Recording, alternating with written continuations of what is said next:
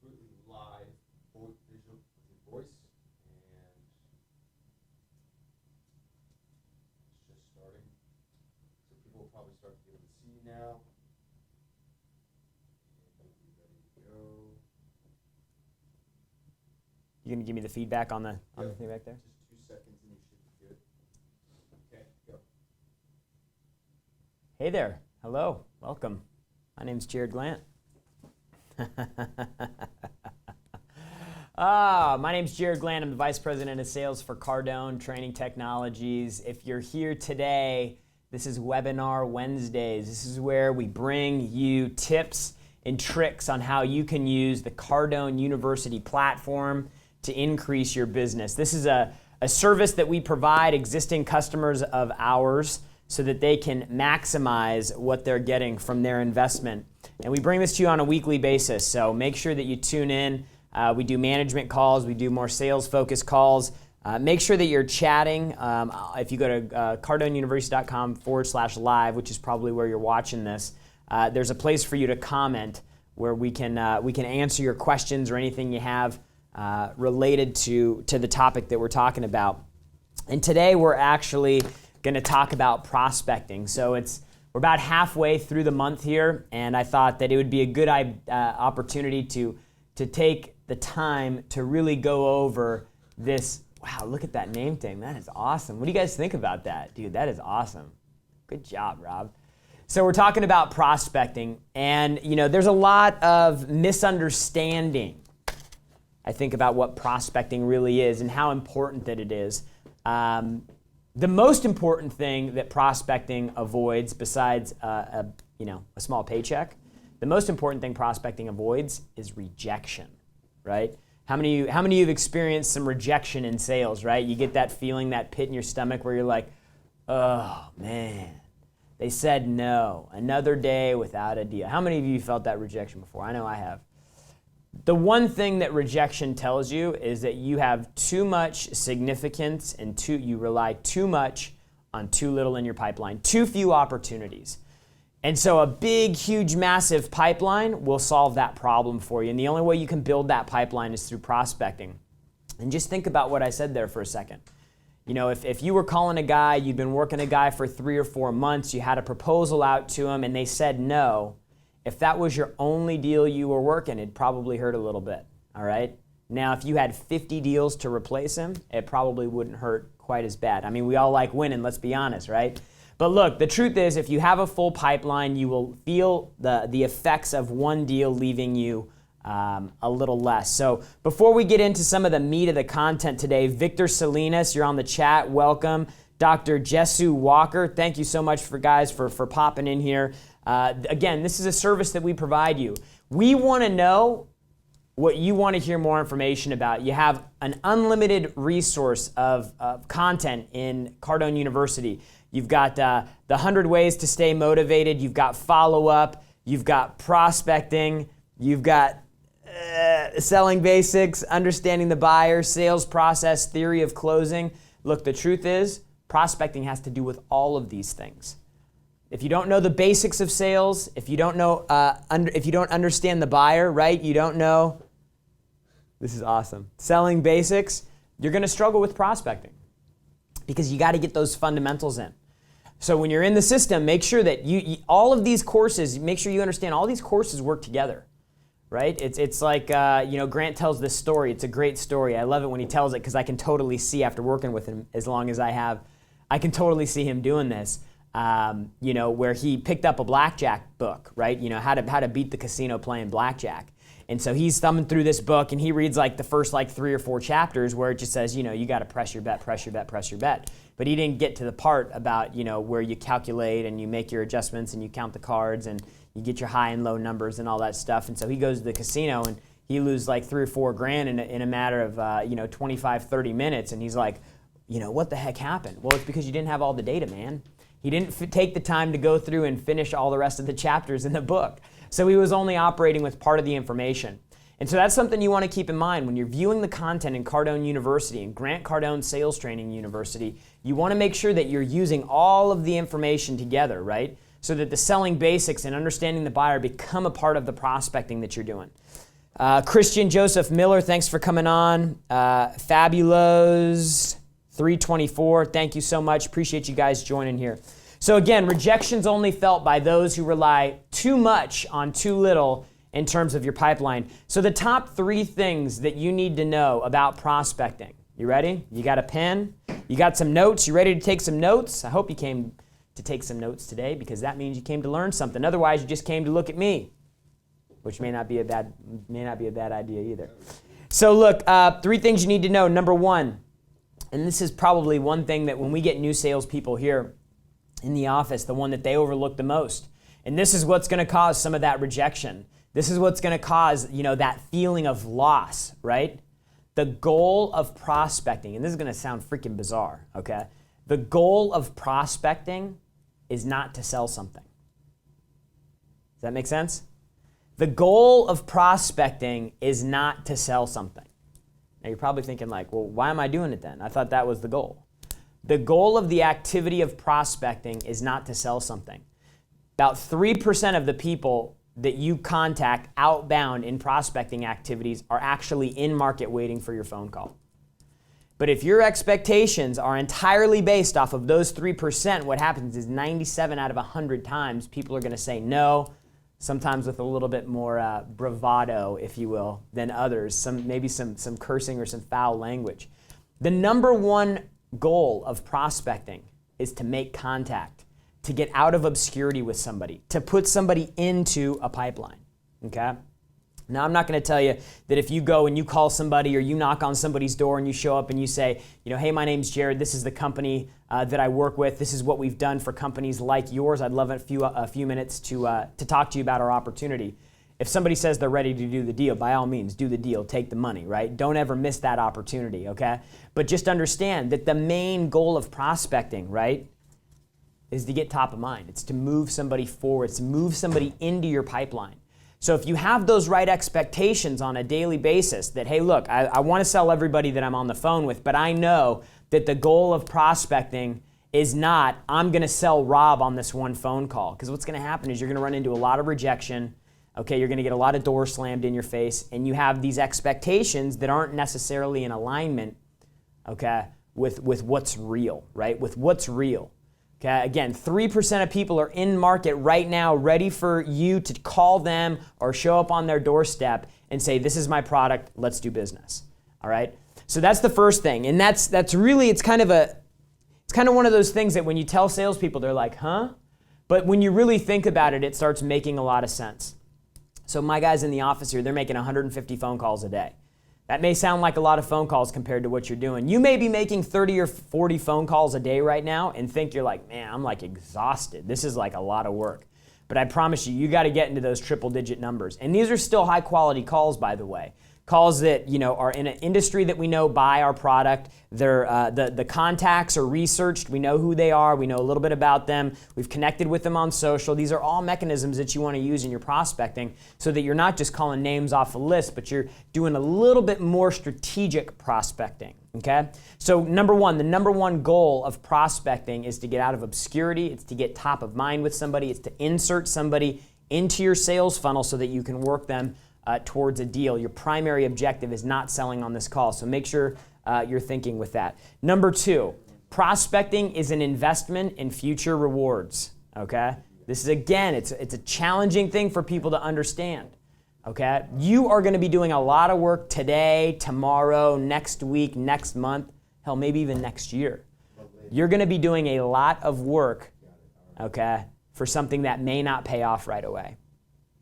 A great example of this, okay? The customer who you've been trying to sell your product to, okay? They end up purchasing from another company, okay? They end up purchasing from another company, and you call them, you make your follow-up call. Give me like 2 or 3 minutes. So you call them, you find out they went with somebody else. Okay? Now, you want to make an investment because you know that they're in the market for a product like yours, which means they're probably going to be in market at some time in the future. So my phone call would be, hey, I understand, and I just made this phone call the other day for somebody. Hey, I understand you went with another provider, with another company. I'm glad to see that you've made a commitment, you've understood the need in your business for what we do, and you've made a decision. What I'd like to do for you is I'd like to provide you extra service and support. I know you haven't done business with me yet, but I want you to know that I'm in it for the long run with you. I'm ready to invest today. Okay, I'm ready to invest today because I know at some point, somewhere down the road, I'm going to get another opportunity to work with you. This is a really foreign thing for salespeople to operate with, but remember, you're keeping somebody in your pipeline. The bigger your pipeline is, the more activity you have, and before you know it, deals are just going to start falling down on you. You know, we have guys here that work here a year and a half before the thing really starts working for them. Some people, it happens a lot quicker, okay? So don't get discouraged. This is an investment in future results. It's not something that you're going to get a direct result with today from. You know, we work with a lot of car dealers, right? So for a car dealership, it's very transactional. It's about today, today, today, today, today. What can we do to get a deal today? But you got to know when you sit down and you pick up that phone and you start making phone calls, you are making an investment in the future. The more people you keep in your pipeline, the more active you are, right? I mean, maybe that customer that buys somewhere else is so impressed by your follow-up and support on a product that they didn't even buy from you, that they become one of your best referral sources. They start telling all their friends and family or coworkers or peers at other companies about how amazing you are, the guy or the gal that follows up and services and supports a customer on a product that they didn't even sell to them. Imagine that, okay? So again, we're looking for the investment in the future results. We're talking about eating right, you know? That's an investment today for future rewards. You don't always see the results right away. Exercise, another thing. Investing money, right? So I'm investing money. I'm putting money away and get some insane feedback, and it's repeating everything that you say. Investing money, starting a new business, right? Like when you're growing a business and you're starting a business. Are we good on sound?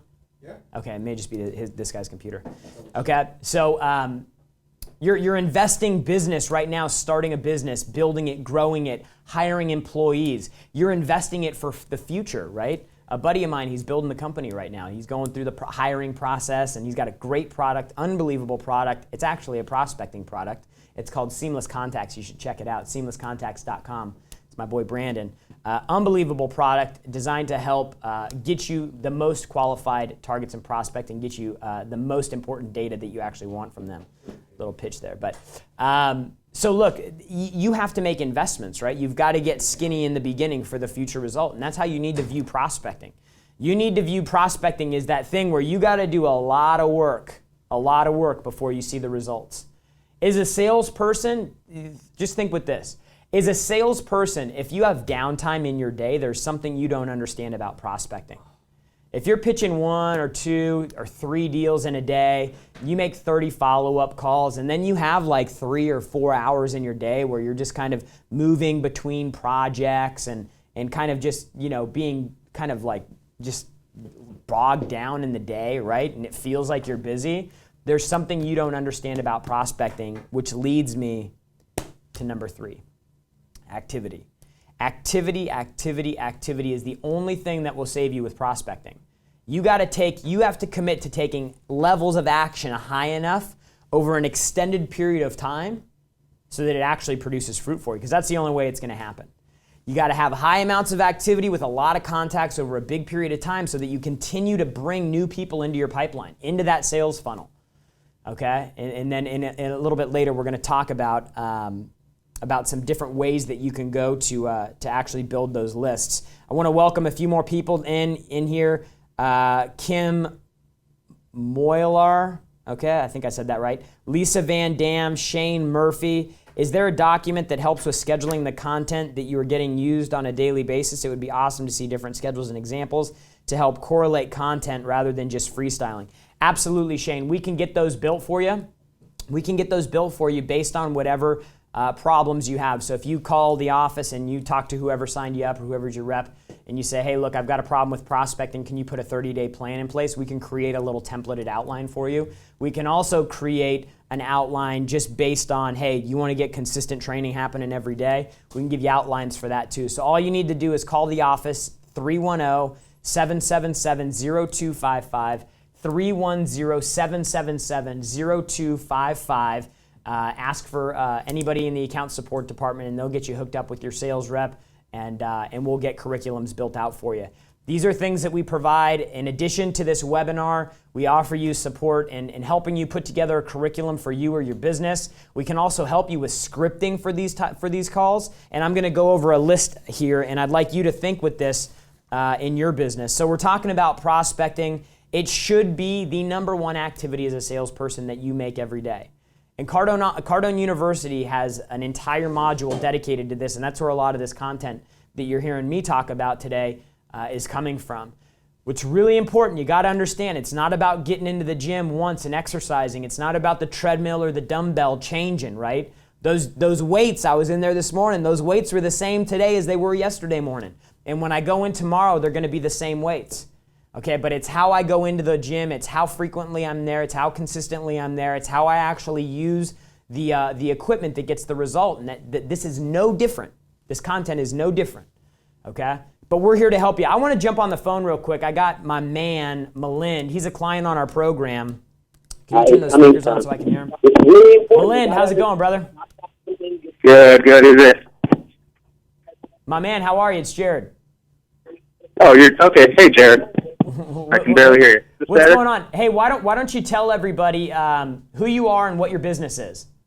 Okay. Well, you gonna cue me up for that? Yeah, go ahead. You're good to go. You're live right now. Good. Okay. Hey, this is Malind Gupte, Vice President of Sales, Better Imaging Solutions in Scottsdale, Arizona. We're an ultrasound, a global ultrasound provider of sales and service. Awesome. So Malind, I asked Malind to call in today because he's had some unbelievable success with the program, and it's always good to hear about people that are doing well with it so that if you don't feel like the results that you're getting are like up to par where you want them, it's always good to hear about people that are using it and how they're using it to get those wins. Malind, why don't you share with everybody here, why don't you share how you guys use it in your office on a daily basis? Exactly. Thank you, Jarrod. So what we do, I require my sales reps to hit at least 6 modules a day as a basic requirement, and I believe that as a leader, if you're asking your team to do 6, you should put in double the effort. So I try to nail like 12 modules every day, if possible. Well, the incredible thing about this, Jarrod, is the modules have done more for my business than both my college degrees, including a master's in business and, a bachelor's of science. In the first 30 days, we saw an 87% spike in sales. Wow. Without doing anything else but just hitting those modules on a daily basis. Love that, dude. I love that. So let me ask you, what's the hardest part about being consistent with the program? The hardest part is it's just that simple, and no one would assume that, hey, just watching a couple modules is going to inflate your business by 50, 60, or 100%. So it's kind of like going to the gym, right? If you go to the gym for 30 minutes, are you really going to see that increase? But it's all in the consistency. And even people, I've done this for a long time, but people that have watched me for the greater part of a decade, they've said, we can tell a change in your attitude and your demeanor and how you address your client. You speak with more control. Awesome. And, have there ever been any points for you, Malind, where it was like, oh my gosh, this is getting tough to get in here and do this every day? You know what? Yeah, I'm going to be very honest. When you go on vacations, it's like any other thing in life. Your diet can slip, or, you might not hit the gym as much. And that's the biggest, challenge. But if you make it a priority, like brushing your teeth, it just, like I said, it's incredible. The 87%, just the little nuggets that Glandt drops in, like, you're talking about prospecting, your power base, you'd be surprised how many unwritten checks are sitting right around you because you're not tapping those closest to you. Awesome. Yeah, Malind, that's awesome. And that's actually where I'm going to go next. But I really wanted to acknowledge you. You guys do an awesome job using the program. I know you've been getting great results. Malind from Better Imaging Solutions. What's your website? Where can people find you? betterimaging.biz, B-I-Z. And then are you on Twitter? What's your Twitter handle? My Twitter handle is just my first and last name with an underscore in the middle, Malind MILIND_Gupte, Gupte. Awesome. So Milind Gupte, Better Imaging Solutions, my man, guys, killing it on the program. Thanks so much for the call. Guys, you got to check him out. If you follow him on Twitter, he's a like-minded person, right? If you're on this webinar right now, it's because you're like, hey, how can I get a little bit more out of this? And so now I want to go in and I want to classify a little difference between warm prospects and cold prospects and where you should start first. So if your sales are off, if your income's off, if you feel like, you know, man, I could really be doing a lot more, or if you're seeing people around you winning and leads are coming in and they're going to those people and you're not seeing the amount of leads, or maybe you're seeing the amount of leads but you just need more opportunities, I'm going to go over some people right now that you can go to create more fodder for your fire, okay? So first, warm prospect, different from cold prospect, all right? Warm prospects are people that know of you, they know of your company, they're not a stranger, okay? In most cases, they're people that actually would like to see you do well, okay? So that is where we always start. We start with warm opportunities. They're easier phone calls to make. They have higher closing ratios. Your profitability is going to be higher on them. The first place you need to go is your power base. Friends, family, neighbors, the people that are closest to you, your inner circle. Those people all should be invested in you and your success in business. So it's going through those people and finding out. When I came to work for Glandt, the first thing I did is I got down and I put a list of everything. I said, okay, so who are in my immediate family? Okay, who do they know? Does my uncle know anybody that owns a business? Does my dad? Who are those people? Who are my clients from the last job that I had that own a business that would be a player for the product I was in? Dude, I came up with a list of like 250 people, you know? You just got to make the call. You know, I got this list of people too, and for a second I was like, you know, man, what if they say no? What if they say no? It's a really, really easy call to make, okay? Grant talks about it in the platform right here, okay? Hey, this is Jarrod, things well. Hey, I just wanted to reach out and see what's up, what's going on, what are you up to? We met at this place, we met at that. It's been a while since we've talked. I hope everything's well. Hey, I just wanted to reach out and see what's up, what's going on, what are you up to? We met at this place, we met at that place. What's going on? What's new? What's up? So we want to take an interest in them, right? So when you're making that power-based phone call, the first thing that you want to do is take interest in somebody, because usually people reciprocate. So that was something that I learned early on making this phone call, is you don't have to overthink it, right? All you have to do is call up, have a great attitude. The first step is really just make the phone call, right? Pick up the phone and make the phone call. Hey, this is Jarrod Glandt. Remember me? We met at so-and-so. You know, I was just sitting here thinking about you and you came to the top of my mind, and I just wanted to reach out and find out what's going on. What are you up to?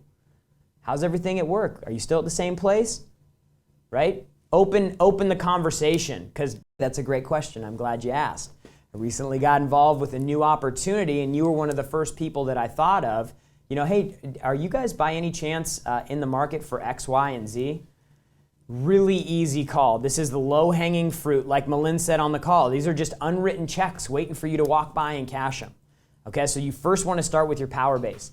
The next place that you can go is sold customers. Okay, people that you've already sold. Now, these can be opportunities in two ways. Either one, they can be an opportunity to trade up, to purchase something new. You can maybe shorten their buying cycle. This is something in the auto business, for example. Somebody leases a car. They've got a car for a lease for 3 months, or 3 years rather. I signed a 3-year lease for the Audi. I got a buddy of mine, Richard Bastillo. He's the new general manager at Bremen Motor Cars. It's the #1 luxury destination in the world. I mean, all the Highline stuff you could ever want, beautiful cars.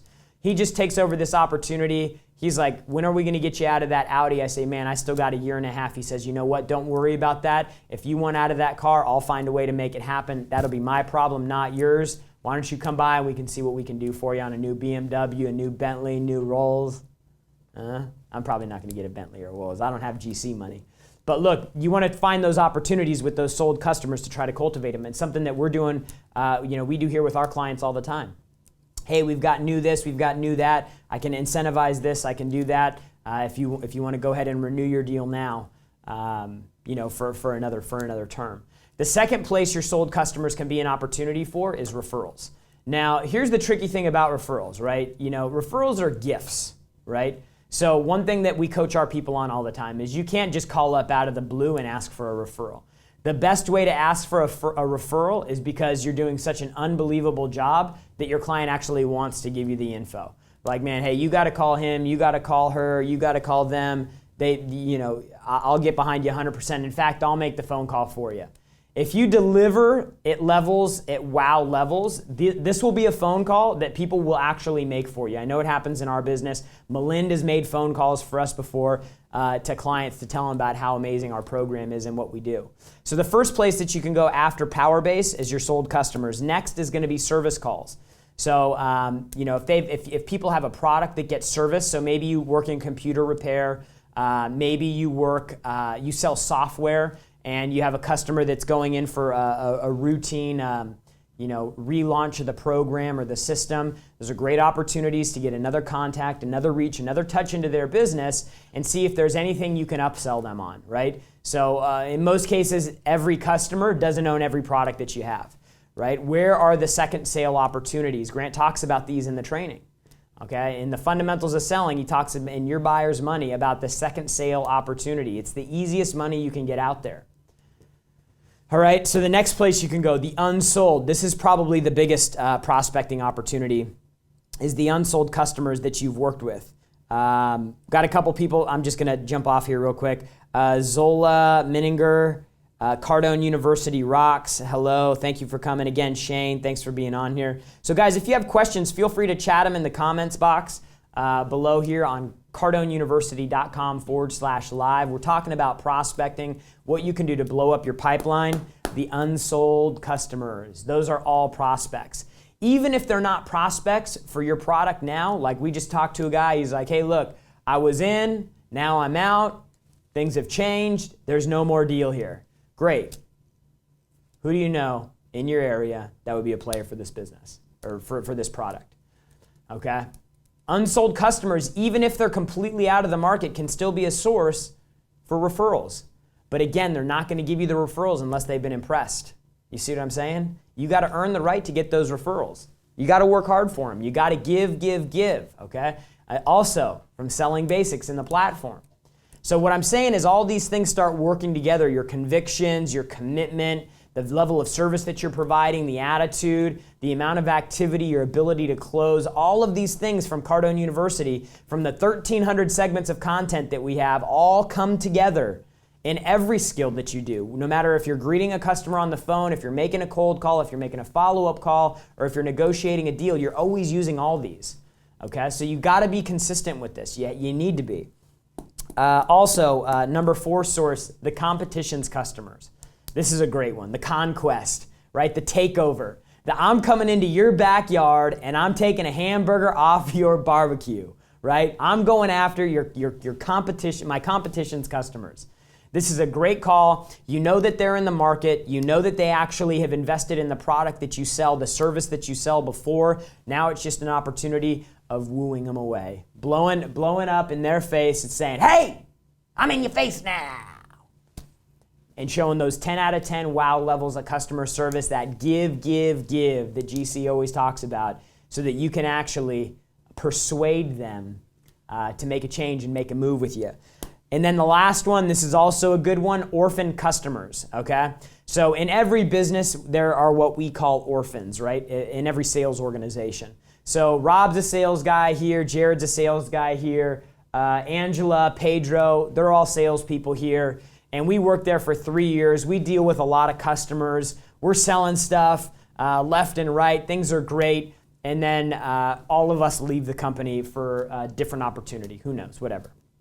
When a new salesperson comes in, for the last 3 years, the 4 of us have all been selling and doing deals that now don't have a salesperson attached to them. Great opportunity to get them re-engaged, right? If they're a buyer once, they'll be a buyer again, depending on your service or product. Okay? And they're also a great source for referrals. You can start fresh with these people. If you're a new salesperson, okay, even if a customer's already been engaged in your business, with your business, they own your product, you can start fresh with them. Hey, my name's Jarrod. I'm new with the company. When I came here, I said, I've got 10x levels of customer service that I want to pour all over my customers, okay? Who here has a salesperson that's no longer with the company? Because I'd like to take those accounts over even though I'm not getting paid on them. Sir, that's my commitment to you. My commitment to you is to provide you with 10x levels of customer service and support so that when you have people that you know that are in the market for a similar product, when you need to upgrade, okay, when it's time for you to go to the next package, I'm the first person you think of. Okay, so these orphan opportunities are great opportunities. Again, let's say you're selling a house. You work for a real estate office, right? The real estate office has 35 brokers. They all go, the deals all happen and transact under the broker's account or company. And then you're a new agent. Who do we, first question, who do you guys have that bought a house from one of your agents that's no longer with the company? Can you give me their contact information? So there's these opportunities everywhere. We haven't even touched cold calls. We've been on here for 33 minutes already. Haven't even touched cold calls. Okay? That's because these warm opportunities, these low-hanging fruit, this is sitting there right there waiting for you. Okay? Most people don't access these because they don't understand the 3 points. They don't understand that the goal of prospecting initially is not to sell something. Okay, it's to make contact, it's to get out of obscurity, it's to insert somebody into your sales cycle, your funnel. Okay? Number 2, it's an investment in future opportunity. They don't understand that. They come in and they want to do deals instead of coming in and building a pipeline. People come in here all the time, they want to work for me. I'm the best closer around. The best salespeople I know can fill a freaking pipeline. We don't have to worry about closing deals. Okay? There's enough information that customers can almost make the decision on their own. The best salespeople, the most valuable salesperson to me in that office is somebody that says, hey, I can build a pipeline so fat, it's going to be raining deals down on this place, worse than these summer showers we get here in Miami. Okay? And then number 3, high levels of activity. This is where almost every salesperson falls short with prospecting. They don't do enough of it to actually see the result. They get in the gym once a month and they think they're going to lose weight. Come on, man. For real? Let me ask you this. If you go once a month to the gym or once a week to the gym, when are you going to get better results? Rob? Once a week. If you're going to go once a week or once a day, how are you going to get better results, Rob? Once a day, that's right. Are you going to get better results for making 10 phone calls a day or 50 phone calls a day? 50 calls, man. More activity. You should have no downtime as a salesperson. The fresher you are in your position, the less experience you have, the more activity you need to be taking on a daily basis. You should be sweating like I am right now in this suit under these hot lights. You should literally be sweating. You should be running with intention from place to place throughout your area of business. The phone, when you're making phone calls, when you're making prospecting calls, should never freaking touch the cradle. My guys do 150 phone calls and they only work like half the day. I'm just joking. They pound it out pretty hard. Okay? You got to get your activity up. You got to get your activity up. Otherwise, it's not going to work and you're going to think prospecting doesn't work. But I promise you it works, but you have to understand it's an investment in a future result. Your goal isn't always to sell something on the first call, and you got to burn the freaking place down with how many phone calls you're making every day. If you do that, you got a shot at prospecting working for you. But if you're missing any of those 3 things, you're going to struggle, you're going to get beat up, you're going to feel rejected, you're going to be disappointed, and next thing you know, you're going to be like, meh, this sales thing, maybe it isn't for me. Dude, sales positions give you the ability to control your income. They give you freedom. They give you the ability to have your paycheck be a reflection of how much you work. Very few other positions do that. Sales is for you, and if you're a salesperson, you need to get educated. You need to be educated. You need to have access to information all the time. And that's why you need to get into Cardone University. If you're a salesperson, you need to be coming in here every single day. It's like you're brushing your teeth, like reading the Bible, like taking a shower, like putting your clothes on. Every single day, you need to be getting in this platform. Okay? If you consider yourself a true professional, this is where you need to spend your time. This is your gym. You go lift weights to lose weight. You come in here to make money. So thank you so much for stopping by this week, okay? Please call the office if you have questions. It's 310-777-0255, 777-0255. We tried a little bit different format. We wanted to talk a little less about the mechanics of the platform this week, just more about tips and how you can use the program to be more effective. So I hope you guys liked it. If you liked it, I want you to put in the comments what you liked about it. And if you want information like this on another topic that we have in the program, I want you to chat that topic into the comments section here on the page that you're watching the deal from. And dude, I love this name tag. I love that. That's me, Jarrod Glandt. I'm the Vice President of Sales here. Whatever I can do to help you out, whatever any one of our salespeople can do to help you out here, we're here for you. We want you to be successful. And remember, the only ones that condemn the hustle are the ones that have already given up on the hustle themselves. We'll see you next week.